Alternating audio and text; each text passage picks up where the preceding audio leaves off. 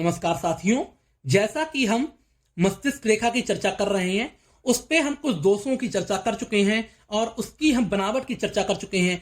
इस वीडियो को आगे बढ़ाते हुए इसके पार्ट 2 में हम आगे की चर्चा जारी करते हैं।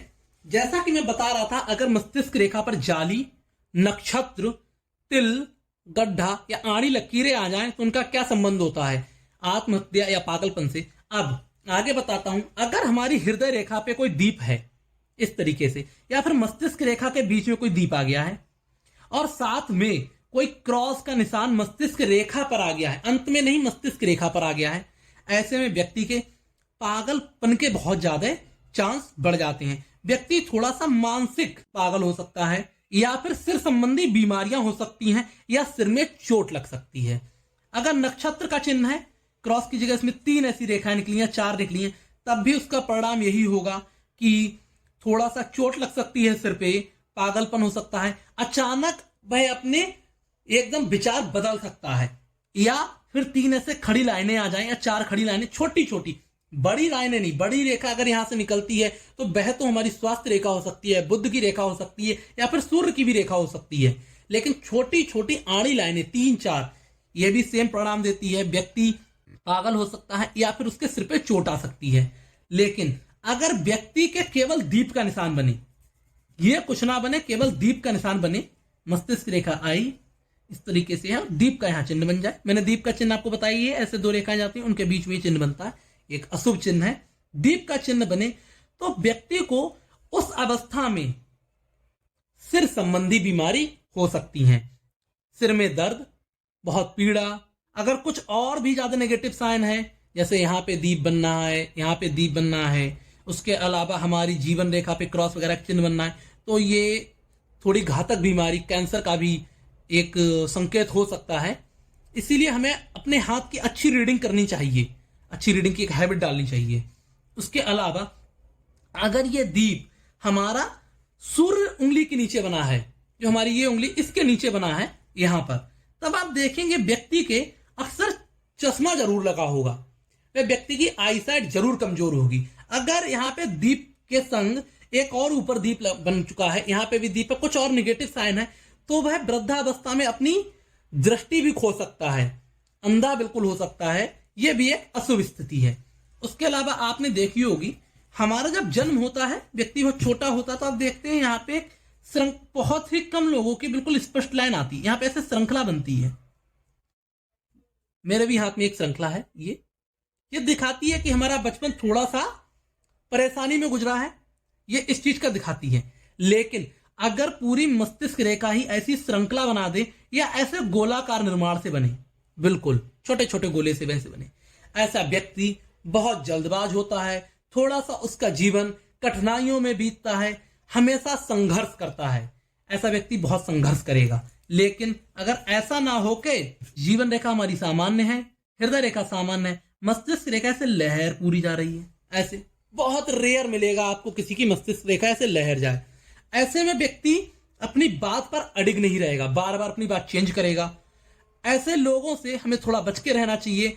अगर उससे संग आप कोई पार्टनरी वगैरह करेंगे, कोई बिजनेस करेंगे, तो वो आपको धोखा दे सकता है। बहुत ही जल्दी वो अपना माइंड चेंज करता है, बहुत फ्लक्चुएट करता है। उसके अलावा मस्तिष्क रेखा से जुड़ी कुछ अन्य रेखाएं भी हैं जो कि उसकी सहायक रेखाएं हैं।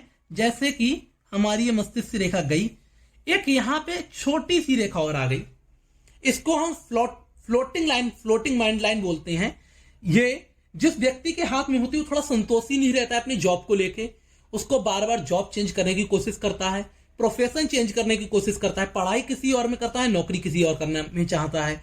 इसके अलावा एक तो ये समस्या हुई, लेकिन ये बिल्कुल 2 रेखाएं हो गई, बिल्कुल मूल से 2 आ गई, ये बहुत शुभ है। अगर किसी की 2 मस्तिष्क रेखा, कुछ लोग इसे बृहस्पति की रेखा बोल देते हैं, ऐसी नहीं, अगर मूल से निकली है 2 मस्तिष्क रेखाएं हैं, ऐसा व्यक्ति बहुत ही कुशाग्र बुद्धि को होगा, बहुत ज्यादा कुशाग्र बुद्धि को होगा, हर चीज सीख के तुरंत अपना लेगा और करेगा। लेकिन थोड़ा सा ये इसका नकारात्मक हो जाता है कि ऐसा व्यक्ति थोड़ा चालू हो जाता है, वह बहुत ही सोच समझ कर अपने मित्र बनाएगा, लेकिन अब थोड़ा सा उसका चरित्र भी दोहरा हो जाता है। वह देखेगा अगर आपसे फायदा हो रहा है तो उस तरीके से मिलेगा, दूसरे चरित्र के हिसाब से। लेकिन ये बहुत शुभ लाइन है, बहुत कुशाग्र बुद्धि मिलेगी, उसके कभी भी उसको सिर संबंधी रोग नहीं होंगे अगर ये सब स्थितियां अच्छी हैं तो। उसके अलावा ये तो मैंने दोहरी मस्तिष्क रेखा की बात कर ली। अब मैं बात करता हूं मस्तिष्क रेखा और हृदय रेखा का संबंध क्या है। अगर हमारी सामान्य हृदय रेखा निकली है, मस्तिष्क रेखा बहुत ही दूर से निकली, ये गैप बहुत ज्यादा बन गया, हृदय रेखा ऊपर है, गैप बहुत हो गया, ऐसे में व्यक्ति अपने मन मतलब हृदय से सोच के फैसला लेगा। व्यक्ति अपने उसका मन हावी हो गया है उसके मस्तिष्क पर, व्यक्ति मन की सोचेगा, अपने हृदय की सोचेगा। लेकिन अगर ऐसा ना हो के मस्तिष्क रेखा बहुत ऊपर उठ गई, ऐसे निकली, ऐसे में व्यक्ति की मस्तिष्क रेखा हावी हो जाएगी हृदय पे। वह हर फैसला लेने से पहले अपनी पूर्ण बुद्धि का उपयोग करेगा। अच्छी चीज है लेकिन थोड़ा सा ज्यादा है। कई बार ऐसा व्यक्ति प्रैक्टिकल बहुत हो जाता है, प्रैक्टिकल ओरिएंटेड। अगर किसी प्रेम और स्नेह की भी बात होती है, वहां पे भी ये सोचता है कि कैसे भी मेरा फायदा हो केवल, तो ये थोड़ा सा इस तरीके से नकारात्मक हो जाता है। तीसरा केस सबसे अच्छा केस है कि एक उचित दूरी बनाए, आराम से निकले, बिल्कुल इस तरीके से उचित दूरी बनाए। ऐसे में मन मतलब कि हृदय और बुद्धि दोनों का बहुत अच्छा संगम है। व्यक्ति बहुत ही अच्छे निर्णय लेता है, प्रेम भी बहुत अच्छा करता है, और उसके अलावा जब बुद्धिमानी के निर्णय होते हैं, जब बिजनेस ओरिएंटेड निर्णय होते हैं, उनको भी बहुत अच्छे से लेता है। एक और समस्या है, अगर हमारी मस्तिष्क रेखा गई है, उससे स्वास्थ्य रेखा निकली, स्वास्थ्य रेखा पे धब्बा, गड्ढा, तिल, व्रत, यहां पे जोड़ पे कुछ भी बन गया, ऐसे में व्यक्ति को गहरी सिर संबंधी चोट, आंखों की रोशनी चली जाना या फिर एक्सीडेंट का केस बनता है। एक ये भी है, मस्तिष्क रेखा पे कहीं भी व्रत बने वह हमारी गहरी चोट को दिखाता है। इसके अलावा अगर हमारी मस्तिष्क रेखा में शाखा हुई है, द्विभाजित हुई है, मस्तिष्क रेखा हमारी निकली बहुत सुंदर, नीचे गई और द्विभाजित होके एक रेखा बुद्ध पर्वत पे पहुंच गई।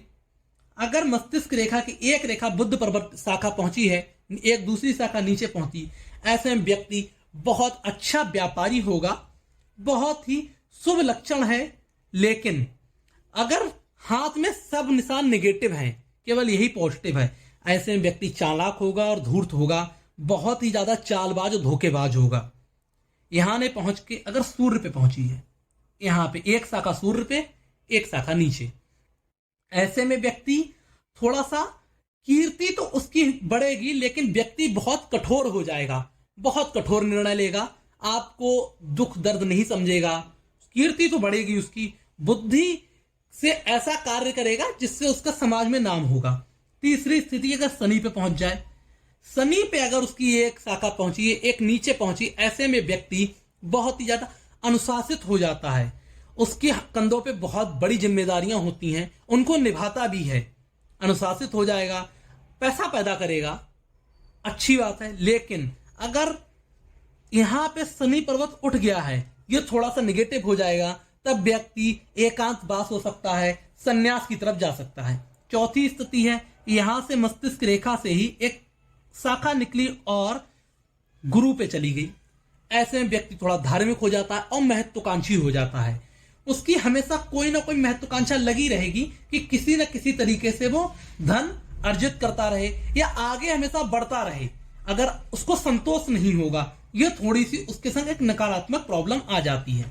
एक और समस्या है, अगर मस्तिष्क रेखा हमारी पूरी टूटी हुई है, जगह जगह डॉटेड है या टूटी हुई है, मस्तिष्क रेखा प्रारंभ हुई हमारी, टूट गई, फिर आगे बढ़ गई, जहां पे ये टूटी है, इस समय आपको सिर संबंधी या आंखों संबंधी रोग हो सकते हैं। लेकिन अगर पूरी मस्तिष्क रेखा ही टूट गई जगह जगह, ये पोजीशन बनी ऐसे में पूरी व्यक्ति की लाइफ में थोड़े दुख रहेंगे, निर्णय लेने में थोड़ा अस्थिर रहेगा। एक्सीडेंट वगैरह के चांसेस ये नहीं दिखा रहा है, लेकिन निर्णय लेने में थोड़ा स्थिति उसकी इतनी अच्छी नहीं होती है। और अगर इस पे तिल वगैरह है, मस्तिष्क रेखा सामान्य उस पे तिल है, तो ऐसे में व्यक्ति की आंखों संबंधी या सिर संबंधी रोग को इंगित करता है, उसको दिखाता है। आशा करता हूं आपको वीडियो पसंद आई होगी।